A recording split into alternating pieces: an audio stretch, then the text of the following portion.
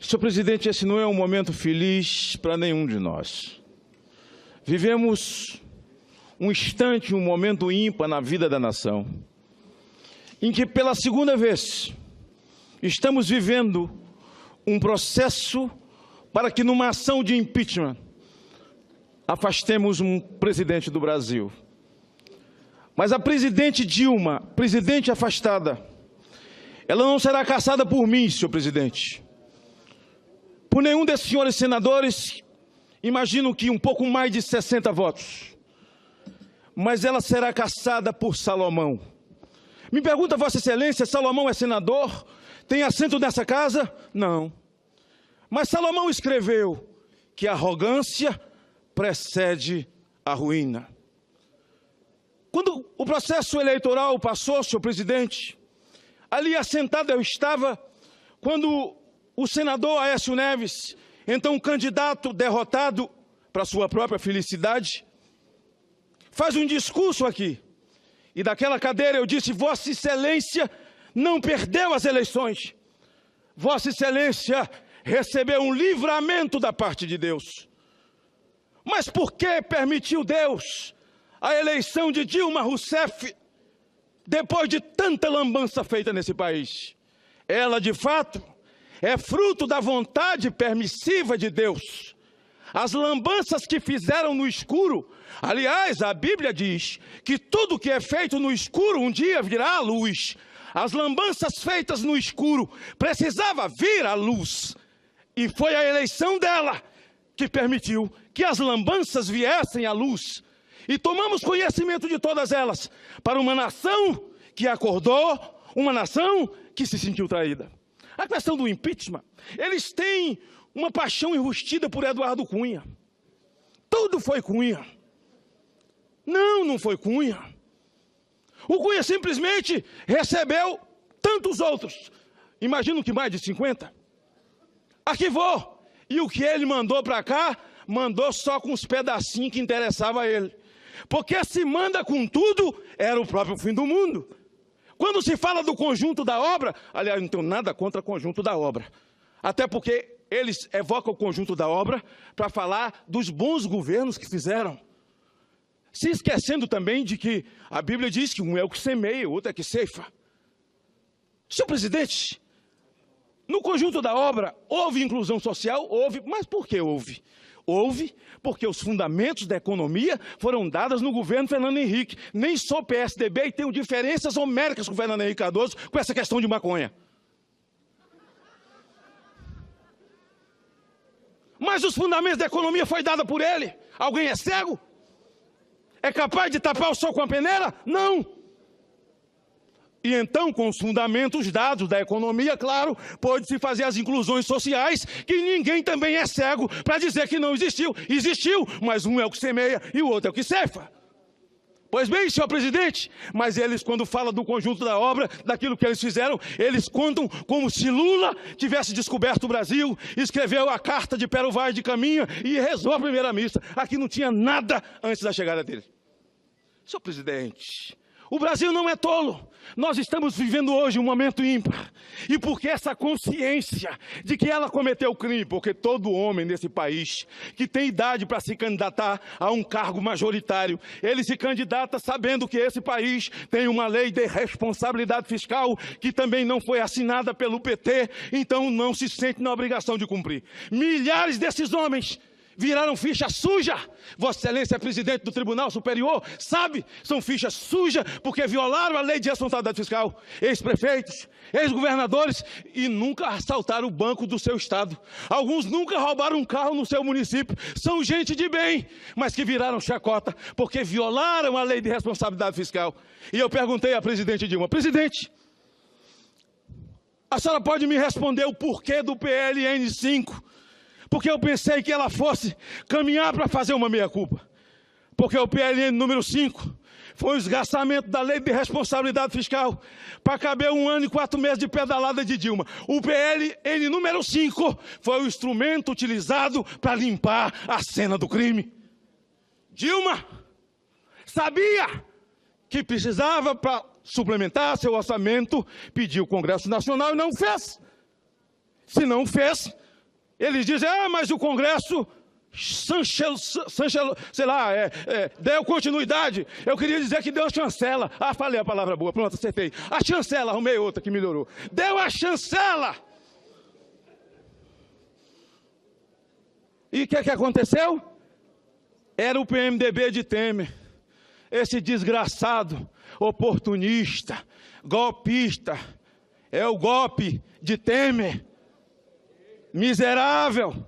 Esse PMDB de Romero, de Eunício, de Renan, eles todos estavam na mesa em dezembro para dar força para a presidente, para aprovar na marra, para que ela não se tornasse ficha suja, sem qualquer condição de disputar um processo eleitoral. Foi salva pelo gongo, porque o PLN número 5 era para limpar a cena do crime. Senhor presidente, eu ouvi muita coisa aqui. E das muitas coisas que eu ouvi, ela chamando a atenção dos senadores. Senhores senadores, como é que o senhor quer que a história fale sobre o senhor? Como é que você quer passar para a história? A história lhe chamará de golpista. Pode me chamar de golpista, só não me chame de ladrão. O que é ser golpista? É não visitar a penitenciária para levar marmitex para os tesoureiros do PT? O que é não ser golpista? É bater palma para essa lambança que fizeram com dinheiro público. As pedaladas fiscais foram feitas não por amor aos pobres, amor à minha casa, à minha vida, por amor à Bolsa Família, não. Foi para tapar o rombo do BNDES, do dinheiro dado aos companheiros, aos colegas, aos ideológicos da América Latina, o suor do povo brasileiro, para poder dividir com os amigos do Foro de São Paulo. Mas hoje é o dia que o Foro de São Paulo caminha para o seu sepultamento definitivo. O suor do nosso povo. Me lembro da propaganda eleitoral de Dilma. Vote na Marina e vocês vão se lascar todinho. Vai sumir comida do prato. Vote na Marina e vai subir o juro. Nesse Aécio pior. Botava o prato e sumia como uma mágica de Mr. M, a mágica de João Santana. Sumia a comida e sumia mesmo. Sabe o que é que sumiu o país, meu Brasil? Sumiu feijão. Feijão, sabe por que o feijão sumiu? Porque o nosso estoque regulador, Dilma deu para Cuba. Presta atenção, ela deu para Cuba o suor do lavrador brasileiro. Ela deu para Cuba o teu suor, aposentado. E aí é como num assalto. Quando acontece o assalto no banco, que a polícia cerca o banco, eles pegam os reféns e saem com o refém na frente para poder se livrar do seu crime.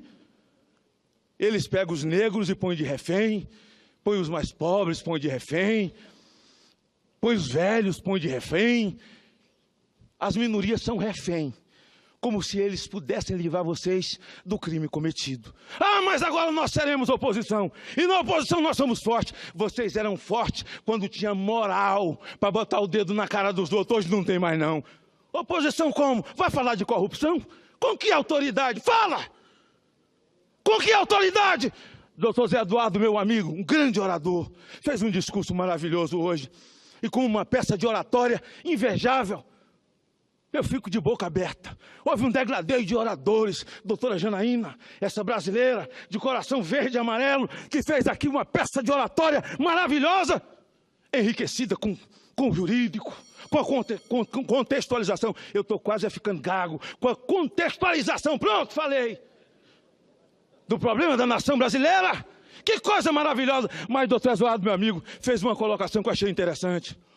Os ministros de Dilma que estão aqui, qual de vocês pode dizer que ela roubou, que ela pediu para roubar? Ninguém se manifestou e realmente nós não estamos julgando ela por isso.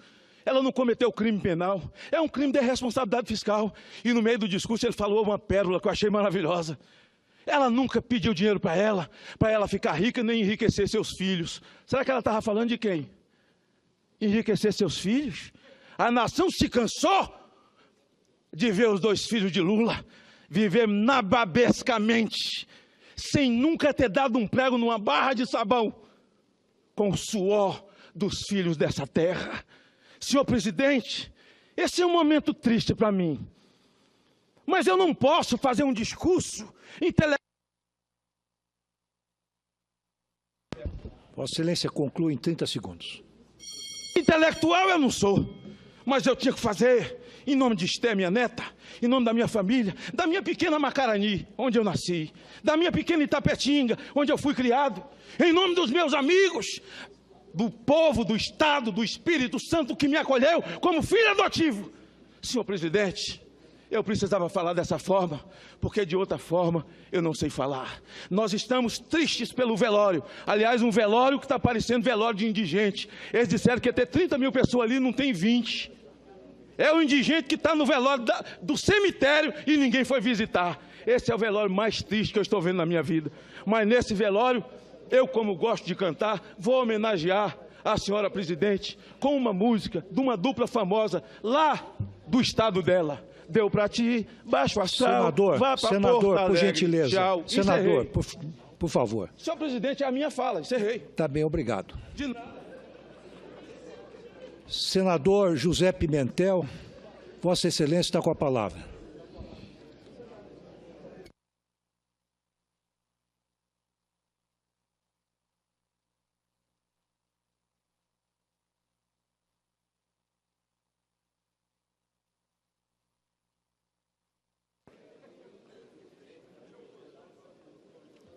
Senhor presidente, ministro Ricardo Lewandowski, senhores senadores, senhoras senadoras, se nós observarmos a história da humanidade, todos aqueles que tiveram um compromisso com os mais pobres foram perseguidos.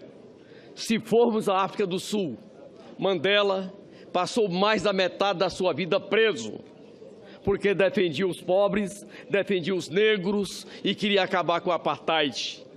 Todos nós sabemos de que naquele país, na escola em que um negro estudava, não tinha branco.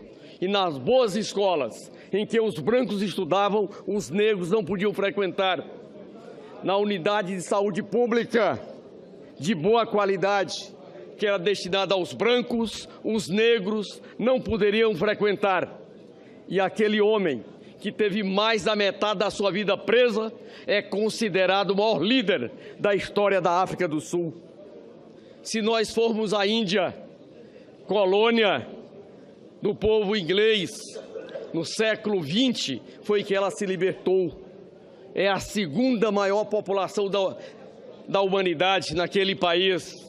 E ali Gandhi passou parte da sua vida preso por lutar pela independência da Índia, para que aquela população de mais de 1 milhão de pessoas pudesse ter o direito de morar, de alimentar, de ter uma vida mais digna. Está longe ainda de chegar a uma vida digna na Índia. Falta ser feito muita coisa. Se você voltar na história da humanidade e aqueles que são cristãos, como eu, e for a Jesus Cristo, ele foi crucificado ao lado de um ladrão. É bom lembrar dessas coisas. E qual era o crime de Jesus Cristo? Lutar pelos mais pobres, por aqueles que o Império Romano explorava. No Brasil, não é diferente. Nossos períodos democráticos são muito curtos. Se nós formos à Constituição de 1934, senhor presidente, era aquela Constituição que previa a eleição geral com voto secreto, democrático e universal, que seria em 38 essas eleições. Lamentavelmente, por conta do início dos preparos para a Segunda Grande Guerra, tivemos a chamada Constituição Polaca de 37, e aí, Vossa Excelência, senhor presidente, é o nosso professor nessa área. Não tivemos eleições gerais. Passamos um período muito difícil da Segunda Grande Guerra, e somente a Constituição de 46 é que traz o voto democrático, popular e secreto. Aquelas regras vigoraram até 1964. Entramos de novo num período de chumbo da ditadura militar. E muitos daqueles que hoje batalham pelo fim do impedimento da senhora Presidenta da República, lamentavelmente, alguns participar daquele processo da ditadura militar, sendo governadores biônicos e outros cargos. Lutamos muito e ali nós sabemos qual foi o papel de uma centena de jovens lutadores, jovens patriotas. Era menos de 5.000, mas enfrentou a ditadura com todos nós. E hoje nós somos de novo uma democracia. A partir de 89, senhor presidente, adquirimos o direito do voto geral, universal e secreto. E o que tem a ver esses períodos curtos democráticos? São nesses períodos em que os mais pobres têm direito, são nesses períodos em que a economia brasileira se desenvolve. Se voltarmos de 46 a 64, lá no nosso Nordeste, no meu Ceará, nós tivemos o Banco do Nordeste do Brasil sendo criado, estrutura forte da nossa economia. Se nós formos a maior empresa brasileira, que é a Petrobras, é desse período. E foi no segundo governo do senhor Getúlio Vargas, em que muitos que na época integravam a UDN e hoje estão distribuídos em outras legendas, ali diziam: se Getúlio for eleito, não pode tomar posse. Se tomar posse, não governa. Se governar, nós o eliminamos. Tentaram o impeachment de Getúlio Vargas. O Senado, naquela época, rejeitou aquele pedido de impedimento porque as suas contas não haviam sido julgadas pelo Congresso Nacional. Mas aquele grupo que não aceitava um governo democrático, comprometido com os mais pobres, levaram Getúlio a dar um tiro no peito para poder entrar na história, mas não aceitava os caprichos da elite da época. Em seguida, tivemos o governo Juscelino Kubitschek, considerado um governo que fez no Brasil, em 5 anos, aquilo que a elite autoritária não tinha feito em 50 anos. E na sua sucessão, os mesmos membros da UDN da época diziam: vamos varrer a corrupção do Juscelino, que é a maior corrupção da humanidade. E a campanha era uma vassoura feita pelo Jânio Quadros para varrer a corrupção de Juscelino Kubitschek. Esses mesmos que lá tentaram tirar o mandato de Getúlio Vargas.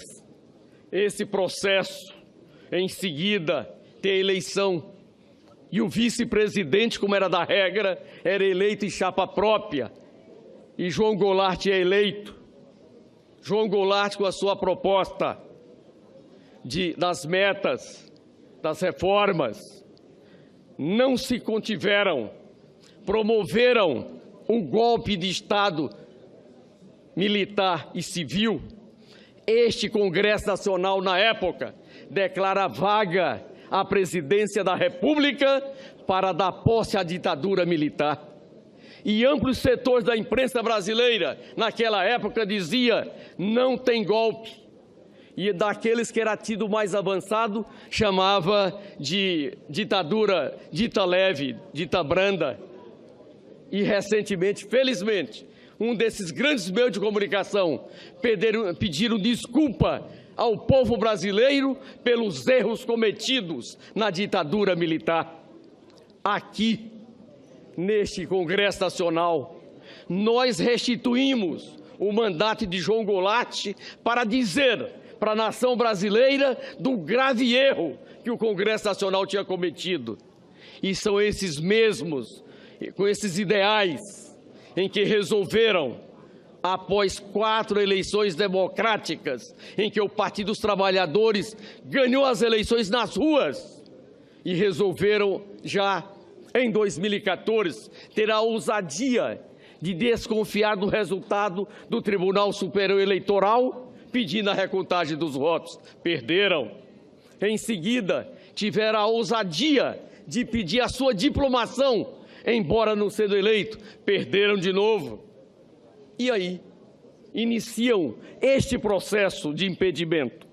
Aqui, a nossa presidenta Dilma de cabeça erguida, como fez na ditadura militar, olhando para todos nós, dizendo: eu sou acusada de 3 decretos que emiti, e esses decretos, nenhum teve efeito no resultado primário, porque tinha o decreto de contingenciamento e, por isso, não teve nenhum aumento nas despesas primárias. E o outro tratava da equalização da taxa de juros da agricultura comercial e da agricultura familiar.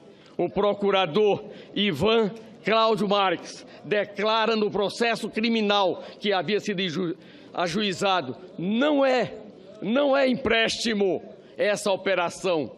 Essa operação é de equalização da taxa de juros. A perícia em que o Supremo Tribunal Federal determinou que fosse feita, porque os membros